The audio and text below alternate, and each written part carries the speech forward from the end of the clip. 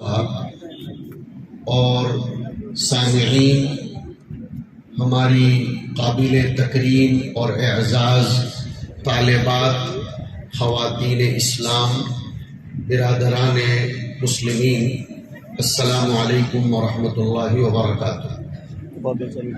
ادارہ دعوت الحق کے لیے شرف و سعادت کی بات ہے کہ اللہ رب العزت نے پھر دوبارہ اس کے قائم کردہ اس احاطے میں ختم بخاری شریف کی نسبت پر ایک پروگرام منعقد کرنے کی توفیق نصیب فرمائی۔ ادارہ اسم بامسمہ ہے، جو ابھی ناظم اعلیٰ کے اعلان کے مزاج سے ہی پتہ چل رہا تھا کہ وہ حق کی دعوت میں لا یخافون فی اللہ لومۃ لائم کے مصداق ہے، وللہ الحمد علی ذلک۔ اور چونکہ ایک دہائی سے زیادہ مولانا سے ہمارے برادرانہ تعلقات ہیں، کبھی کبھی مولانا کا جمال بھی دیکھنے کو ملتا ہے اور کبھی جلال بھی دیکھنے کو ملتا ہے، اور بخاری شریف پڑھنے والے طلبہ عزیز اور مشکات شریف کی تکمیل کرنے والے طلبہ عزیز نے کتاب الایمان میں حضور اکرم صلی اللہ علیہ وسلم کی یہ دونوں شانیں دیکھی ہیں کہ حضور کبھی شان جمال میں ہوتے تھے تو فرماتے تھے کہ جس نے یہ مختصر کام کر لیا وہ جنت میں جائے گا، جس نے اتنا کہہ لیا وہ جنت میں جائے گا۔ اور کبھی حضور پر شان جلال کا غلبہ ہوتا تھا تو من غشنا فلیس منا، اور فلاں آدمی لا يدخل الجنت من کان فی قلبہ مثقال حبۃ من خردل من کبر وغیرہ وغیرہ۔ بہرحال آپ سبھی طلبہ عزیز اس علاقے میں اور اس کے اطراف و جوانب میں رہنے والے لوگ بہت ہی زیادہ مبارکباد، دعائیں اور نیک تمناؤں کے قابل ہو کہ حدیث شریف کی محتم الشان کتاب کی تکمیل اس علاقے میں ہو رہی ہے۔ ذالک فضل اللہ یؤتیہ من یشاء۔ یہ کتاب اتنی مقدس ہے، اتنی متبرک اور مبارک ہے کہ ہمارے سلف اور بزرگوں کے تجربے سے یہ بات ثابت ہے کہ جب امت پر کوئی آفت یا عمومی مصیبت آتی تھی تو ہمارے بزرگان دین بخاری شریف کی روایتاً تکمیل کروا کے اس کے واسطے سے اللہ رب العزت کے پاس دعائیں کرتے تھے، اللہ تبارک و تعالیٰ سے اس سلسلے میں مانگتے تھے اور آفتیں ٹل جایا کرتی تھی۔ تو اس ادارے میں سال بھر بخاری کا درس ہونا علاقے کے اندر سے مصیبتوں کے ٹالنے اور رحمتوں کے لانے کا موجب بنتا ہے۔ بئی حیثیت اس ادارے کا اور ایک احسان علاقے اور علاقے کے لوگوں پر ہے۔ جہاں تک ترجمۃ الباب اور متن حدیث شریف پر گفتگو کا معاملہ ہے تو مختصر سے وقت میں یہ انجام نہیں دی جا سکتی، لیکن اتنا ضرور کہیں گے کہ امام بخاری رضی اللہ تعالیٰ عنہ نے اپنی کتاب کا آغاز کتاب الایمان سے فرمایا اور کتاب کا تکملہ اور تتمہ کتاب التوحید پر فرمایا۔ گویا بدایت اور نہایت میں بہت مضبوط ربط ہے، اس لیے کہ ایمان بھی نام ہے توحید کا، عقیدے کا، اور توحید بھی نام ہے عقیدے کا، اور انسانی زندگی کی بدایت و نہایت کا معاملہ بھی کچھ ایسا ہی ہے۔ انسان جب دنیا میں پیدا ہوتا ہے تو اس کے کان میں کلمہ پڑھوایا جاتا ہے، اور جب اس کے انتقال کا وقت قریب آتا ہے تو اس کو کلمے کی تلقین کی جاتی ہے۔ تو گویا انسانی زندگی کی بدایت و نہایت کے ساتھ ایک فطری مناسبت قائم کرتے ہوئے امام بخاری نے بھی اپنی کتاب کی تصنیف فرمائی، اور ہونا بھی یہ چاہیے کہ انسانوں کے تصنیفی، تحریری یا تقریری اور تالیفی، موعظت و نصیحت کے کوئی بھی کام ہو وہ انسان کی فطرت کے مطابق ہونے چاہیے۔ اقرب الی الفطرت جو امور ہوتے ہیں وہ اسرع الی الاجابت بھی ہوتے ہیں، وہ جلدی قبول بھی ہو جایا کرتے ہیں اور وہ جلدی جلدی اثر بھی کرتے ہیں۔ جس جگہ کی تو وہ ثمر آور، بار آور اور نتیجہ خیز ہوتی ہے۔ مثلا راجستھان کی زمین میں آپ مدینہ منورہ کی کھجور بونے کی کوشش کریں تو یہاں کی زمین اس کو قبول نہیں کرے گی اور وہ اگ نہیں سکے گی، اور مدینہ منورہ میں آپ گیہوں بونے کی کوشش کرو تو وہ راجستھان کی زمین سے تو میچور ہے لیکن مدینہ منورہ کی زمین سے میچور نہیں ہے۔ ویسے انسانی قلوب جن فطری تقاضوں کے ساتھ پیدا کیے گئے ہیں ان فطری تقاضوں کی رعایت کرتے ہوئے اس میں جو تخم ریزی کی جائے گی انسانی قلوب کی طرف سے اس کا جواب بھی ایسا ہی ملے گا۔ اسی لیے توحید کی تخم ریزی کو فطرت کے لفظ سے تعبیر فرمایا گیا ہے، فطرت اللہ التی فطر الناس علیہا، اور ویسے بھی فطر پھاڑنے کو کہتے ہیں، چیرنے کو کہتے ہیں، اور فطری امور ڈالنے کے لیے قلب کو چیر کر اس میں کچھ چیزیں ودیعت کی جاتی ہیں۔ الحمدللہ فاطر السماوات والارض جاعل الملائکۃ رسلا اولی اجنحۃ مثنی وثلاث ورباع۔ امام بخاری رضی اللہ تعالی عنہ نے اپنی اس عظیم المرتبت اور جامع کتاب میں، حدیث شریف کی کتاب کے متعدد اور مختلف درجات ہوتے ہیں، اس کے اقسام ہیں، کچھ از قبیل معاجم، کچھ مسانید اور کچھ سنن، کچھ شعب اور مختلف قسم کے ناموں سے الگ الگ فنون پر تقسیم کر کے مرتب کی جانے والی کتابوں کے نام ہیں۔ ان میں سے امام بخاری کی یہ کتاب الجامع کا نام اپنے ساتھ لی ہوئی ہے، بلکہ جب جامع مطلقاً بولا جائے تو اس سے بخاری مراد ہوتی ہے، اس لیے کہ المطلق اذا اطلق یراد به الفرد الکامل، اور اس سے سمجھ میں آتا ہے کہ جامع کا فرد کامل یہ بخاری شریف ہے، اور کیوں نہ ہو زندگی کے تمام شعبہ جات پر محیط یہ کتاب ہے۔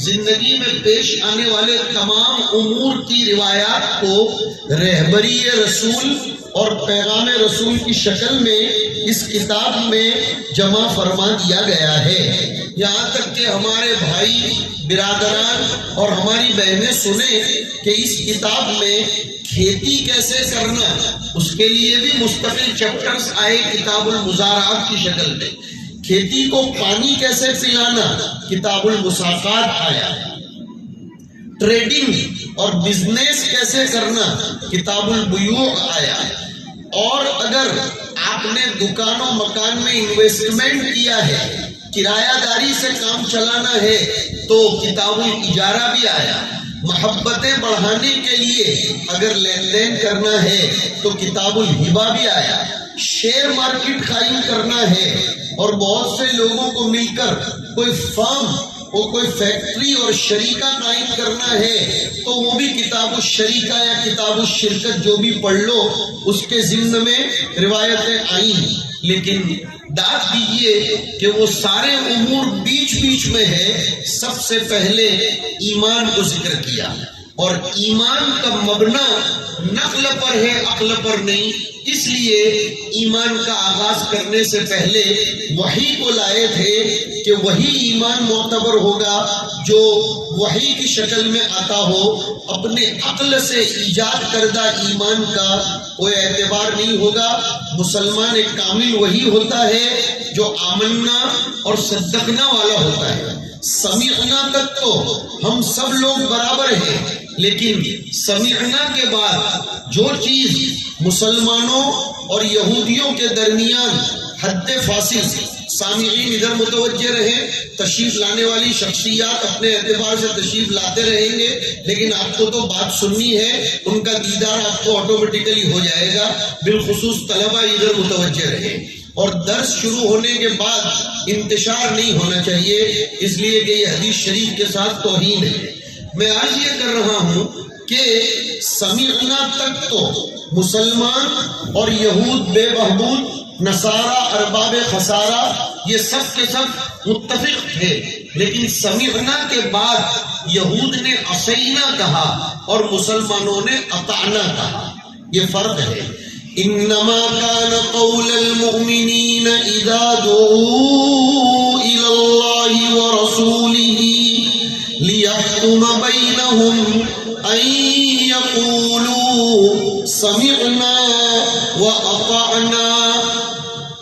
اور قرآن کریم نے پہلے ہی پارے میں کہا یا ایھا الذین آمنوا لا تقولوا راعنا وقولوا انظرنا واسمعوا، اور وہاں فرمایا اسمعوا سماع قبول۔ آج کل ہم لوگ تقریر بھی بہت سنتے ہیں، بات بھی بہت سنتے ہیں، تعلیم بھی بہت سنتے ہیں، لیکن سمعنا کی حد تک رہتا ہے، اطعنا پر نہیں آتا، اس لیے ہماری دعاؤں میں جان نہیں پڑتی۔ یہ راز ہے۔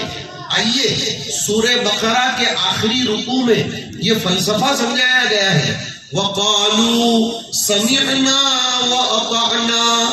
جب سمعنا کے ساتھ اطعنا کہو گے تو غفرانک کہلائے جانے کے مستحق بنو گے۔ آدمی اللہ سے مغفرت کب طلب کر سکتا ہے؟ جب سمعنا کے ساتھ اس کی زندگی میں اطعنا بھی ہو۔ اسی لیے قاضی ثناء اللہ پانی پتی رحمۃ اللہ علیہ نے تفسیر مظہری میں لکھا کہ ایمان جاننے کا نام نہیں ہے، ایمان ماننے کا۔ ایمان جاننے کا نام نہیں ہے، جاننا تو ہم سے بھی زیادہ یہود میں پایا جاتا ہے۔ اسلامیات پر ریسرچ اس وقت جتنے یہود کر رہے ہیں اور جتنے ہنود کر رہے ہیں اتنا کوئی اور نہیں کر رہا ہے، بلکہ میں آپ کو آج قرآن شریف کی آیت کی روشنی میں کہتا ہوں، حضور کو جتنا پہچانتے تھے یہود اتنا مسلمان بھی نہیں پہچانتے تھے۔ قرآن کریم نے اس کو یوں تعبیر کیا کہ یعرفونہ کما یعرفون ابناءہم۔ عبداللہ ابن سلام رضی اللہ تعالیٰ عنہ تو فرماتے ہیں لَمَعْرِفَتُنَا لِمُحَمَّدٍ أَشَدُّ مِن مَعْرِفَتِنَا لِأَبْنَائِنَا، کہ ہم ہماری اولاد کو بھی اتنا نہیں پہچانتے جتنا ہم محمد کو پہچانتے ہیں، لیکن پہچاننا یہ ان کے حق میں نافع نہیں بنا۔ ایمان ماننے کا نام ہے، جاننے کا، پہچاننے کا، تعارف کا، اور ایک دوسرے سے اپنی شناخت قائم کرنے کا نام ایمان نہیں ہے، بلکہ مان لینا یہ ایمان والے کی اصل ہے۔ اور اس مان لینے پر سے کتاب الایمان کا آغاز کیا تھا کہ ماننے کی صفت پیدا کرو، منوانے کی صفت پیدا مت کرو۔ ہمارے دعوت و تبلیغ کے احباب یہی بات کہتے رہتے ہیں، اور بڑوں نے یہی بات ارشاد فرمائی، بالخصوص حضرت جی مولانا انعام الحسن صاحب رحمۃ اللہ علیہ سے ہم نے خود سنا ہے بڑودہ کے ریلوے اسٹیشن پر اور کئی پروگراموں میں کہ ایمان منوانے کا نام نہیں ہے، اس لیے کہ منوانا دنیا میں دو ہستیوں کا کام ہے، ایک اللہ کا اور ایک رسول کا۔ تیسرے کسی کو یہ حق نہیں ہے کہ وہ اپنی منوائے۔ منوانا یہ صرف اور صرف اللہ اور رسول کے ہاتھ میں ہے، بلکہ رسول کو بھی کہہ دیا گیا کہ آپ کے ہاتھ میں بھی منوانا نہیں ہے، آپ کا کام راستہ بتا دینا ہے، منزل تک پہنچانا، اور منوانا یہ تو ہمارا کام ہے۔ اسی لیے فرمایا کہ اگر اللہ تبارک و تعالیٰ چاہتے تو دنیا میں کوئی بغیر مانے نہ رہتا، لیکن وہ جن کو منوانا چاہتے ہیں ان کے دلوں کی زمین کو وہ ہموار کر کے پھر ان میں ماننے کی صفت پیدا کرتے ہیں۔ حضرت تھانوی رحمۃ اللہ علیہ نے لکھا ہے کہ اس زمانے میں بہت سے لوگ اللہ رسول ہونے کا دعویٰ کرتے ہیں۔ ان مریدوں نے پوچھا حضرت اللہ ہونے کا دعویٰ تو کوئی نہیں کرتا، وہ تو فرعون تھا جو کر کے چلا گیا، اور رسول ہونے کا دعویٰ کرنے کا کیا مطلب؟ حضرت نے بہت زبردست بات فرمائی، اللہ ہونے کا دعویٰ کرنے کے لیے یہ بولنا ضروری نہیں ہے کہ میں اللہ ہوں، میری ہی چلے گی، کسی اور کی نہیں چلے گی، یہ اللہ ہونے کا دعویٰ ہے۔ اور میری مانو گے تو راہ راست پر رہو گے، میری نہیں مانو گے تو جہنم میں جاؤ گے۔ یہ دعویٰ کرنے کا اختیار صرف رسول اللہ صلی اللہ علیہ وسلم کو تھا۔ امام بخاری رضی اللہ تعالیٰ عنہ نے کتاب الایمان کو ذکر کر کے پہلے یہ چاہا کہ مومن ماننے والا بن جائے، اور مانے، چلو ٹھیک ہے ماننے والا بن گیا، اب مانے گا تو کتنوں کو مانے گا اور کتنوں کی مانے گا؟ کہا ایک کو ہی مانے گا اور ایک کی ہی مانے گا۔ کو اور کی دونوں ضروری ہے۔ میں گزشتہ کل ہی اپنے کچھ دوستوں سے کہہ رہا تھا کہ ہم لوگ کو تو مانتے ہیں، کی نہیں مانتے۔ ہم اللہ کے رسول کو تو مانتے ہیں لیکن اللہ کے رسول کی نہیں مانتے۔ معاف کیجئے، ہم خواجہ صاحب کو، غوث پاک کو، اکابرین کو، بڑے بڑے سلاطین کو رحمہم اللہ تعالی کو تو مانتے ہیں لیکن کی نہیں مانتے۔ کی نہ ماننے سے کو نہ ماننا لازم آتا ہے، اور کو نہ ماننے سے کی نہ ماننا لازم آتا ہے۔ دونوں میں تلازم ہے، دونوں کو ماننا یہ ضروری ہے۔ امام بخاری رضی اللہ تعالیٰ عنہ فرماتے ہیں اللہ کو مانو اور اللہ کی مانو۔ اب آپ میں سے کسی طالب علم کو اعتراض ہو رہا ہوگا کہ صرف ایک کو ہی ماننا ہے، ایک کی ہی ماننا ہے، تو پھر رسول اللہ کہاں ہے؟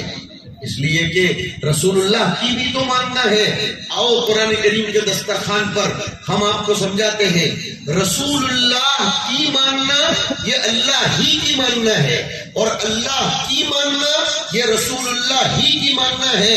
دونوں الگ الگ نہیں ہیں۔ اگر علمی ذہن ہے تو اسی آیت میں جواب ہوگا جو ابھی میں نے گنگنائی کہ انما کان قول المؤمنین اذا دعوا الی اللہ ورسولہ۔ دو لوگ ہیں، لیکن ضمیر واحد کی ہے کہ لیحکم بینہم، حالانکہ نحوی اعتبار سے آنا چاہیے لیحکم بینہم، اس لیے کہ اللہ اور رسول ہی ہے، لیکن دونوں کے لیے ضمیر ایک لا کر بتلا دیا گیا کہ دونوں میں ایک دوسرے میں تلازم ہے۔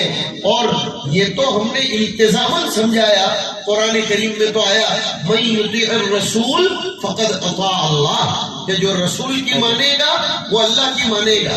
اور جو لوگ یہ کہتے ہیں کہ رسول کا واسطہ اور رسول کا وسیلہ، تو آئیے آج میں اجمیر جیسی مقدس زمین پر، بلکہ ہندوستان کے تصوف کی راجدھانی کہی جانے والی زمین پر بیٹھ کر اس وسیلے کی حقیقت کو دعوت الحق سنستھا سے حق کی روشنی میں سمجھانا چاہتا ہوں۔ رسول کا وسیلہ اس کی ذات سے اتنا نہیں لیا جا سکتا جتنا ان کی پیدا کردہ اور جاری کردہ سنتوں سے لیا جائے گا۔ اگر کوئی رسول کی ذات کو تو وسیلہ بناتا ہے لیکن رسول کی سنتوں کی دھجیاں اڑاتا ہے، اسے کوئی حق نہیں ہے کہ وہ اس کی ناپاک زبان کے اوپر رسول اللہ صلی اللہ علیہ وسلم کا نام لے۔ آئیے ہم قرآن کریم سے اس کو ثابت کریں گے۔ کسی کی ماں نے اگر اس کو حلال کا دودھ پلایا ہو تو وہ اس وسیلے کے بعد میں ہم سے آ کر مناظرہ کر سکتا ہے کہ رسول اللہ صلی اللہ علیہ وسلم کا وسیلہ یہی ہے کہ حضور کی سنتوں کی پیروی کی جائے گی تو محبوب خداوندی بنو گے، ورنہ رسول کے نام کا کلمہ جھپتے رہو گے لیکن محبوب خداوندی نہیں بن سکتے۔ یہ کسی دیوبندی نے نہیں لکھا، کسی بریلی شریف نے نہیں لکھا، کسی نے نہیں لکھا، یہ قرآن کا اعلان ہے کہ قل ان کنتم تحبون اللہ فاتبعونی یحببکم اللہ، کہ اگر تمہیں اللہ سے محبت کا دعویٰ ہے تو میرے راستے پر چلو، میری سنتوں کی پیروی کرو، اور میں نے جس راستے کو تمہاری کامیابی کے لیے راستہ بنایا ہے۔ اور اس حقیقت کو ہمارے بزرگوں میں سے ایک بزرگ نے سمجھا اور انہوں نے زوردار وسیلے کی حقیقت اردو زبان کے شعر میں سمجھائی۔ نقش قدم نبی کے ہیں جنت کے راستے، قدم نہیں نقش قدم نبی کے ہیں جنت کے راستے، اللہ سے ملاتے ہیں سنت کے راستے۔ اگر اللہ سے ملنا ہے تو سنت کے، اور دیکھیے میں آپ سے کہہ رہا ہوں محبت تبھی کامل بنتی ہے جب محبوب کے طور طریق کی بھی پیروی کی جائے۔ محبت میں تبھی عروج ملتا ہے جب محبوب کے ایک ایک طریقے کو اپنایا جائے۔ مسواک سے محبت کی جائے اس لیے کہ وہ میرے آقا کا پسندیدہ تھا، کرتے پائجامے سے، داڑھی سے حضور اکرم صلی اللہ علیہ وسلم جیسی ہیئر سٹائل رکھی جائے، یہ حضور کی محبت ہے۔ اسی لیے ہمارے مدارس میں آپ بہت پیارے طلباء نے شمائل ترمذی کے نام سے ایک کتاب پڑھی ہوگی۔ ہمارے محدثین نے اہتمام کیا حضور کی کنگھی کیسی ہوتی تھی، حضور کے دندانے کیسے ہوتے تھے، حضور کے جوتے کیسے ہوتے تھے۔ علامہ سیوطی نے لکھا، اس امت نے اپنے نبی کے ساتھ جس محبت کا ثبوت کیا ہے دنیا کی کسی امت نے نہیں دیا۔ اس امت نے یہاں تک محفوظ کیا کہ نبی اپنے وضو میں کتنی مقدار پانی استعمال کرتے تھے، کیسا وضو کرتے تھے وہ تو محفوظ کیا، لیکن پانی کتنی مقدار کا استعمال کرتے تھے وہ بھی محفوظ کیا۔ اور ہمارے علماء دیوبند نے صرف اس کو پڑھایا اور پڑھایا نہیں، بلکہ وہ برتن بھی بنائے ہیں اور وہ مارکیٹ میں مل رہے ہیں۔ اور وہ صرف ہندوستان میں نہیں، دنیا کے آخری کنارے پر ایک جزیرہ موجود ہے پاناما نام کا، وہاں میرا جانا ہوا تھا ساؤتھ امریکہ میں۔ وہاں ایک بڑے میاں نے مجھ کو ایک چھوٹا سا برتن دیا، اس پر سند کے ساتھ لکھا ہوا ہے کہ یہ وہ برتن ہے جس میں حضور اکرم صلی اللہ علیہ وسلم جس مقدار کے پانی سے وضو فرماتے تھے۔ میں کبھی کبھی وقت کی گنجائش جب ہوتی ہے تو اپنے طلباء کو اس برتن میں پانی بھر کر مکمل خشوع و خضوع کے ساتھ کیا ہوا وضو کر کے بتلاتا ہوں۔ اس سے اشارہ کر دیا پانی میں فضول خرچی نہیں ہوگی۔ مدینہ منورہ میں ایک باغ میں جانا ہوا تھا، سرکار کے شہر کے باغوں میں بھی ہدایت ملتی ہے، سرکار کے شہر کے باغوں کے غنچوں پر بھی نبوت کی کرنیں نظر آتی ہیں، انوارات نظر آتے ہیں۔ وہاں لکھا تھا الاسراف سبب کل جفا، کہ فضول خرچی کرنا یہ ہر قسم کی خشکی کا باعث بنتا ہے۔ کسی بھی چیز میں فضول خرچی نہیں، نہ مال میں، نہ وقت میں، نہ پیسوں میں، نہ کسی چیز میں، کسی بھی چیز میں فضول خرچی نہیں ہونی چاہیے۔ ہم یہ عرض کر رہے تھے کہ امام بخاری رضی اللہ تعالیٰ عنہ نے کتاب الایمان سے آغاز کر کے بتایا کہ زندگی کا مبدا ایمان ہونا چاہیے، ہر کام کا آغاز ایمان سے ہو۔ تھوڑی دیر ہم سبق رکنے پر مجبور ہیں، اس لیے کہ جلسہ شروع ہونے کے بعد تشریف آوری ہوتی ہے، ہمارا بھی ذہن بٹتا ہے اور سامعین کا بھی۔ سب کو بٹھا دیجئے پہلے، پھر ہم اپنا سبق پڑھائیں گے۔ اللہ تعالیٰ ہمارے اکابرین کی عمروں میں برکت دے، ان کو صحت دے۔ رضی اللہ تعالیٰ عنہ کے زمانے میں فرقے بہت سے جنم لے چکے تھے، معتزلہ، جہمیہ، کرامیہ، اس قسم کے بہت سے فرقے وجود میں آئے تھے۔ امام بخاری نے اپنی اس کتاب کی ابتدا اور انتہا میں ان فرقوں کی تردید کے لیے متعدد اور متنوع تراجم ابواب قائم کر کے اپنی کتاب کے پڑھنے والے طلب عزیز کو، آپ طلبہ سے کہہ رہا ہوں، یہ ایک زبردست پیغام دیا کہ امت میں کرنے کا کام یہ بھی ہے کہ جب کبھی تمہارے زمانے اور دور میں کچھ فرقے باطلہ سر اٹھائیں تو ان کے سر کو کچلنے کی ذمہ داری آپ کی رہے گی۔ آپ کا نفع لازم نہ ہو بلکہ آپ کا نفع متعدی ہو۔ آپ صرف مسجد کا کونا پکڑ کر بیٹھنے والے نہ بنے، بلکہ امت میں جس وقت جو فتنہ سر اٹھائے اس فتنے کی سرکوبی کرنا، یہ امام بخاری کا آپ کو ایک اہم ترین درس ہے۔ اسی لیے بخاری پڑھنے اور پڑھانے والوں کو معلوم ہے کہ امام بخاری نے اپنی کتاب میں جتنا زور کتاب التوحید میں صرف کیا ہے اتنا زور کسی اور کتاب میں نہیں صرف کیا۔ پتہ چلا توحید کا نقطہ ایسا ہے کہ جس پر آنچ آنے دینا کسی بھی طرح دوبارہ نہیں کیا جا سکتا ہے۔ اللہ کی یکتائی وہ قیامت تک یکتائی رہے گی، لیکن اس یکتائی کو ثابت کرنے کے لیے میری آپ کی عمر کام لگ جائے تو یہ میری اور آپ کی سعادت مندی ہوگی، ورنہ ہم خدا کی یکتائی کو ثابت کرنے کے لیے اپنے آپ کو ہی ضروری قرار نہ دے کہ ہم نہیں کریں گے تو خدائی کی یکسوئی کیسے ثابت ہوگی؟ اللہ تو بہت بڑا غنی ہے، اللہ کو کسی کی ضرورت نہیں ہے. وَإِن تَتَوَلَّوْا يَسْتَبْدِلْ قَوْمًا غَيْرَكُمْ یا ایھا الناس انتم الفقراء الی اللہ. تو آج اس ادارہ دعوت الحق سے فارغ ہونے والے طلباء کو یہ پیغام دیا جا رہا ہے کہ آپ کا کام صرف مسلح سنبھالنا نہیں رہے گا، بلکہ آپ کا کام قوم کی ہمہ جہتی ضرورت، چاہے وہ دینی ضرورت ہو چاہے وہ دنیاوی ضرورت ہو، اس کو مکمل کرنا رہے گا. اس لیے کہ جس نبی علیہ السلام سے انتساب پا کر آپ اس مدرسے سے جا رہے ہو، اس نبی کی زندگی میں چیریٹی ورک بھی تھے، آپ رفاہ عام کے کام بھی کرتے تھے، آپ مسجد بھی سنبھالتے تھے، مدرسہ بھی سنبھالتے تھے، اور امت کو ضرورت پڑ جاتی تھی تو امت میں دعوت کا کام بھی کرتے تھے، امت کو ضرورت پڑتی تھی ذکر پر آمادہ کرتے تھے. آپ نے خود کھیتی فرمائی، آپ مستاجر بھی بنے، آپ اجیر بھی بنے، آپ شوہر بھی بنے، آپ نانا بھی بنے، آپ علیہ السلام زبردست قسم کے تاجر بھی بنے، اور زبردست قسم کے کسی کے یہاں آپ نے کام کر کے بھی ثابت کیا، اس لیے کہ آپ رحمت للعالمین تھے، صرف رحمت للتجار نہیں تھے. امام بخاری رضی اللہ تعالیٰ عنہ نے آخری ترجمۃ الباب ایک قائم کیا، وہ اس فرقے کی تردید کے لیے ہے جو یہ کہتا ہے کہ قیامت کے دن نامہ اعمال کا تولا جانا یا پلڑوں کا رکھا جانا یہ اپنی حقیقت پر مبنی نہیں ہے، بلکہ اس سے مراد اظہار عدل ہے. بخاری فرماتے ہیں کہ نہیں، امرار النصوص علی ظواہرہا سے کام لیا جائے گا. نصوص کو جب تک ممکن ہو اپنے ظاہر کے اوپر محمول کرو، اور ظاہر پر محمول کرنا بڑا آسان ہے، ممکن ہے، اس لیے کہ اس دور میں مولانا ذرا یہ لوگ پیچھے سے آ رہے ہیں، آگے آتے چلے جا رہے ہیں، اور مجمع کیا پورا ذہن ادھر ادھر ہو رہا ہے. اب جو آ رہے ہیں وہ سب کو پیچھے بٹھا دو. اکابرین اسٹیج پر آ چکے ہیں، اب وہاں روک دیا جائے. میرا بھی ذہن منتشر ہو رہا ہے اور مجمع بھی منتشر ہو رہا ہے. یہ کیا مصیبت ہے؟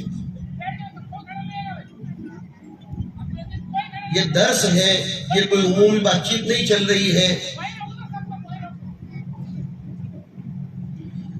امام بخاری رضی اللہ تعالیٰ عنہ اس ترجمۃ الباب کو قائم کر کے یہ بتلانا چاہ رہے ہیں کہ قیامت کے دن واقعتاً اللہ تعالیٰ پلڑے رکھے گا اور اس میں تولا جائے گا. کیا تولا جائے گا، کس قسم کے پلڑے ہوں گے، ہم آپ کو بہت آسان کر کے سمجھا دیتے ہیں. ضروری نہیں ہے کہ ایسے ہی پلڑے ہوں جیسے مدرسے میں اناج تول کر دیا جاتا ہے. ابھی ہی میں اپنے ساتھی سے کہہ رہا تھا کہ مولانا ایوب صاحب کی خوبیوں میں سے خوبی میں برسوں سے دیکھ رہا ہوں، حساب کتاب میں ایک دم صاف شفاف، ایک انگلی بھی کوئی نہیں رکھ سکتا، جتنا اناج دینا ہو اتنا ہی دیتے ہیں، اور ان کی ذاتی آمدنی کے لیے انہوں نے اپنا انتظام الگ کر کے رکھا ہے، نہ یہ کہ انہوں نے مدرسے کو ذریعہ آمدنی بنایا ہے. الحمدللہ اللہ تعالیٰ ان کی نسلوں میں بھی اس چیز کو باقی رکھے. جس میں جو خوبی دیکھے اسے بیان کرنا چاہیے. ذہن یہ بناؤ، ہمارے علماء کو خاص طور پر یہ ذہن بنانا چاہیے، ہم دوسروں کی خوبیوں کو چھپاتے ہیں اور اپنی ہی خوبیاں ظاہر کرنے میں آگے آگے رہتے ہیں، یہ اچھی چیز نہیں ہے. تو پلڑے اور ترازو الگ الگ چیزوں کے تولنے کے لیے الگ الگ ہوتے ہیں. سونا تولنے کا پلڑا الگ ہوتا ہے، لوہا تولنے کا پلڑا الگ ہوتا ہے، تو اعمال تولنے کا پلڑا بھی الگ ہوگا. بخار ناپنے کا آلہ الگ ہے، اور بلڈ پریشر ناپنے کا آلہ الگ ہے، آکسیجن ناپنے کا آلہ الگ ہے، دل کی دھڑکن ناپنے کا آلہ وینٹیلیٹر کے سسٹم میں الگ ہے. تو ویسے اعمال تولنے کا آلہ بھی الگ ہوگا. حضرت مولانا نانوتوی رحمت اللہ علیہ سے کسی نے کیا سوال کیا، ہمارے بزرگان دین نے حدیثوں کو کس طرح چٹکی میں سمجھایا، ہم ان کے حق میں دعائیں کریں اور ان کے لیے جتنا ہو سکے ہم ان کے درجات کی بلندی. حضرت سے پوچھا گیا کہ تم لوگوں کا یہ عقیدہ ہے مسلمانوں کا کہ بچپن سے لے کر بڑھاپے تک کے جتنے بھی اعمال ہیں ان سب کو قیامت کے دن پیش کیا جائے گا، سب لکھے ہوئے ہیں. تو کہاں لکھے ہیں اللہ تعالیٰ نے؟ اتنی سب کتابیں کہاں ہیں؟ اور کون سی لائبریری میں اتنے سب دفاتر رکھے ہیں؟ حضرت نے فرمایا کہ تمہاری عمر کتنی ہے؟ اس آدمی نے جواب دیا 55 سال کی عمر ہے۔ تب جس عمر سے لے کر اب تک کی سب باتیں یاد ہیں؟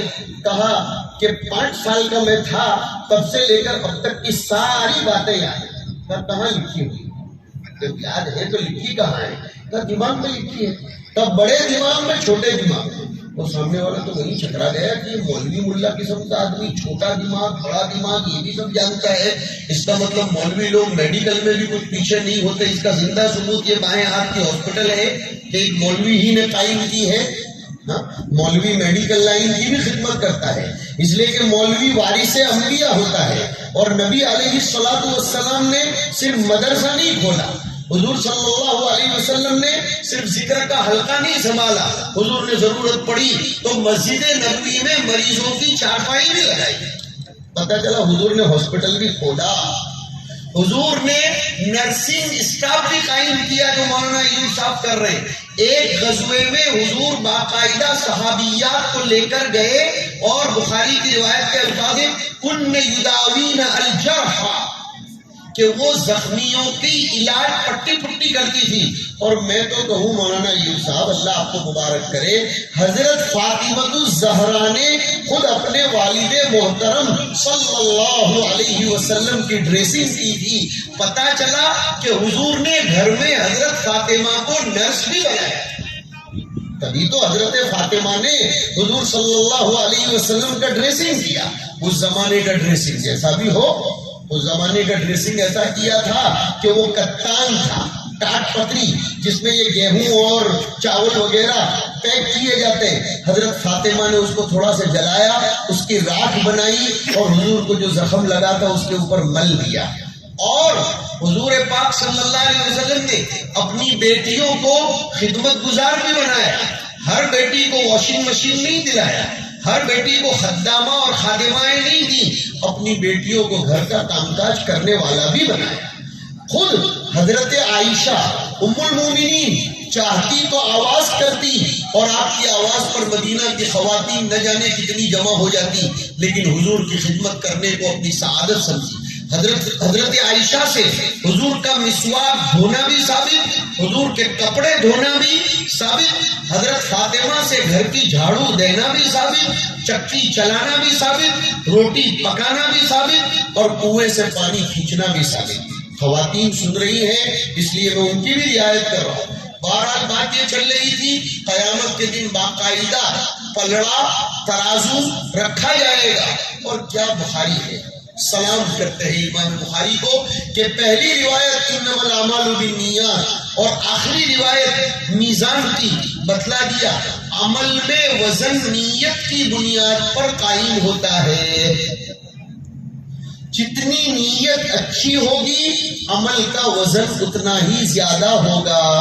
اور اسلام میں یہ نہیں دیکھا جاتا کہ آپ کتنے زیادہ اعمال کر کے آئے ہو، اسلام میں یہ دیکھا جاتا ہے کس صدق دلی سے عمل کیا ہے، کس جذبے سے عمل کیا ہے۔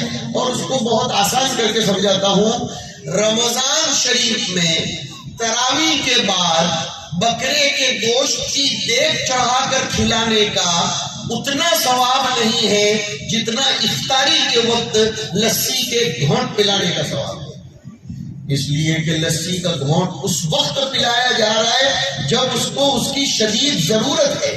انگلش میں کہتے ہیں a friend in need is a friend indeed، کہ ضرورت کے موقع پر کام آنے والا اس کا مقابلہ کوئی نہیں کر سکتا۔ یہی تو فرق ہے صحابہ کرام میں، جو یہ کہتے ہیں کہ صحابہ سب کے سب یکساں ہیں۔ نہیں، صحابہ سب کے سب یکساں نہیں ہیں۔ قرآن کریم منع کر رہا ہے لا يستوي منكم من انفق من قبل الفتح وقاتل اولئك اعظم درجة من الذين انفقوا من بعد، وہاں ہے من قبل الفتح، یہاں ہے من بعد وقاتلوا۔ اسلام کے آغاز میں جنہوں نے اسلام کی خدمت کی ان کا مقابلہ بعد کے لوگ نہیں کر سکتے ہیں۔ اسی لیے بزرگوں نے لکھا بڑوں کی ابتدا دیکھو ان کی انتہا مت دیکھو۔ اپنے اکابرین کی آغاز کی زندگی دیکھو کہ انہوں نے کیسی کیسی محنتیں کر کے تنظیم کو فروغ دیا، جماعت کو فروغ دیا، تحریک کو فروغ دیا. اور یہی وجہ تھی، مجھے تو کبھی کبھی سوچتا رہ جاتا ہوں حضرت مولانا الیاس صاحب رحمۃ اللہ علیہ کی ترتیب پر کہ 6 نمبر کا آغاز ایمان سے ہے، لیکن اخیر میں اخلاص وقت لا کر وہی امام بخاری والا ترتیب والا معاملہ قائم کیا کہ ایمان سے آغاز کرو اور اخلاص پیدا کرو تاکہ ایمان میں وزن پیدا ہو جائے. وزندار ایمان ہونا ضروری ہے. جتنا وزن ہوگا، اور وزن کیسے پیدا ہوتا ہے؟ نیت کے اچھا ہونے سے، اور دوسری خاص بات اللہ کی محبت پیدا کرنے سے. ابھی میں نے 2-4 جگہ ختم بخاری کے پروگراموں میں کہا کہ حدیث شریف کے الفاظ پر غور تو کرو، سر دھنتے رہ جاؤ گے کہ یہ دونوں کلمے میزان میں وزندار ہوں گے. اس کی وجہ شروعات میں آئی حبیبتانی الی الرحمن، اللہ کو محبوب ہیں، اس لیے ان کا وزن بھی بہت زیادہ ہو جائے گا. کون سے دونوں کلمے؟ سبحان اللہ و بحمدہ، سبحان اللہ العظیم. امام بخاری اس حدیث شریف کو اپنی کتاب کے اخیر میں لا کر اس آیت کریمہ پر بھی عمل کر رہے ہیں کہ جب اللہ کی مدد آ جائے اور لوگ جوک در جوک اسلام میں داخل ہونے لگے تو فسبح بحمد ربک. پوری کتاب دونوں جلدوں میں لکھ دی، اور بخاری نے دیکھا کہ اب میری کتاب کی طرف امت کا جب میں غفیر رجوع ہو رہا ہے، میرا کام کیا ہوگا کہ فسبح بحمد ربک، سبحان اللہ و بحمدہ، سبحان اللہ العظیم. اور تعجب کی بات ہے، بخاری تو بخاری ہے بھائی، کہ انہوں نے سبحان اللہ و بحمدہ، اللہ کی حمد، اس کے لیے راوی کا انتخاب بھی احمد ابن اشتاب سے کیا، اس میں بھی حمد کا معنی. اور کتاب کے آغاز میں جو ابھی عبارت پڑھی گئی اس میں حمیدی کے ذریعے پتہ چلا آدمی کسی بھی حالت میں ہو، بدایت میں ہو تو بھی اللہ کا شکر، اور نہایت میں ہو تو بھی اللہ کا شکر. حضرت حسن بصری کو کسی نے کہا آپ کا جہاز آ رہا تھا ایک ملک سے دوسرے ملک، راستے میں ڈوب گیا، کہا الحمدللہ. پھر تھوڑی دیر کے بعد کسی نے کہا وہ تو خبر غلط تھی، بچ گیا اور اب چلا، کہا الحمدللہ. کہا یہ کوئی بات ہوئی؟ تب بھی الحمدللہ. کہا اب بھی. کہا ڈبانا یہ بھی خدا کی مرضی تھی، بچانا یہ بھی خدا کی مرضی.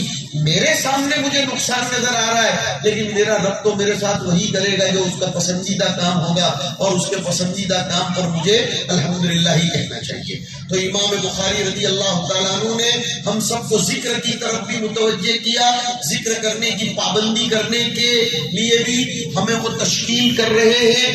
انسان کی زندگی میں انقلاب، انسان کی زندگی میں اطمینان ذکر کے ذریعے آتا ہے. آج کل عام لوگوں کو شکایت ہونے لگی ہے کہ دلوں میں اس قسم کا وسوسہ آتا ہے اور مختلف قسم کے شکوک پیدا ہوتے ہیں. اس دور میں خاص طور پر حضرت مولانا بن نوری رحمۃ اللہ علیہ نے لکھا ذکر اللہ کا سب سے بڑا فائدہ یہ ہے کہ دل شک شبے سے محفوظ ہو جاتا ہے، پھر دل کو وسوسہ نہیں آتا، دل میں کوئی شک شبہ نہیں آتا. میں اس پر حاشیہ بڑھا کر کہنے کی جسارت کر سکتا ہوں کہ الا بذکر اللہ تطمئن القلوب. اطمینان پانے کے لیے ذکر کرنا یہ ہمارا فریضہ ہے. تو آپ طلب عزیز کو مبارک ہو کہ آپ ایک ایسی سنستھا سے فارغ ہو رہے ہو جس سنستھا کے ذریعے آپ کو دعوت کا بھی پیغام ملتا ہے، علم کا بھی پیغام ملتا ہے، اور ذکر کا بھی پیغام ملتا ہے، امت کی رفاہی ضرورتوں کو پورا کرنے کا بھی پیغام ملتا ہے. اور اس کے لیے ہم لوگوں کو اس حدیث کی طرف دھیان دینا پڑے گا کہ میری امت کے علماء یہ حقیقت میں میرے وارث ہیں. حضور سارے امور انجام دیتے تھے، ہمیں بھی سارے امور انجام دینے ہیں. پرائیورٹی اور ترجیح سے کام لیں. جس وقت امت کو جس کام کی ضرورت ہو اس کی طرف توجہ دینا یہ آپ کا فریضہ رہے گا. کہنے کو باتیں بہت کچھ ہیں لیکن ملا جلا پروگرام ہے، اس لیے اب انہی چند باتوں پر ہم اس کو ختم کرتے ہیں. اللہ تعالیٰ اپنے اہل کی آمد کو یہاں قبول فرمائے اور بخاری شریف کی ختم کو بے انتہا ادارے کی ترقی کا ذریعہ بنائے. آپ سب کو سیرت و سنت پر چلنے والا بنائے. بچوں آخری بات یہ ہے، فارغ ہونے والے بچوں سے بہت پیار سے کہتا ہوں، سب کچھ دنیا میں ہوتا رہے گا لیکن میرے آقا کی سنتوں کے ساتھ کبھی مصالحت مت کرنا، کبھی اس سلسلے میں کمپرومائز مت کرنا، ہمیشہ اپنی زندگی میں سنتوں پر کاربند رہنا، انشاءاللہ عزت بھی ملے گی اور ترقی بھی حاصل کرتے رہو گے، ورنہ جس در پر جاؤ گے ٹھکرائے جاؤ گے، نبی کے آستانے پر رہو گے تو انشاءاللہ ترقی آپ کی قدم بوسی کرے گی، اور خواجہ صاحب کی روحانیات آپ کے اندر آئی ہے یہاں رہ کر، کسی بھی جگہ پر رہ کر، بلکہ محدثین نے لکھا ہے ختم بخاری کی نسبت سے کہ ایک آدمی کسی جگہ 3 سال رہ لے تو اس کو اس جگہ کی تاثیر اس کے دل میں آتی ہے اور اس کو حق پہنچتا ہے کہ وہ اس جگہ کی طرف اپنا انتصاب کرے۔ آپ میں سے تقریباً طلباء نے یہاں 3 سال سے زیادہ گزارے ہیں، ہمیں امید ہے کہ خواجہ صاحب کی روح، خواجہ صاحب کی نسبتیں آپ کی طرف منتقل ہوئی ہوں گی۔ ہمارا کام خواجہ صاحب کے مشن کو لے کر دنیا میں چلنا ہے۔ حق تعالی شانہ آپ سب کو بے انتہا قبول فرمائے اور ہم سب کو سعادت مند بنائے۔ وصلی اللہ وسلم علی نبینا و مولانا محمد وعلی آلہ و اصحابہ اجمعین۔ والسلام علیکم ورحمۃ اللہ وبرکاتہ۔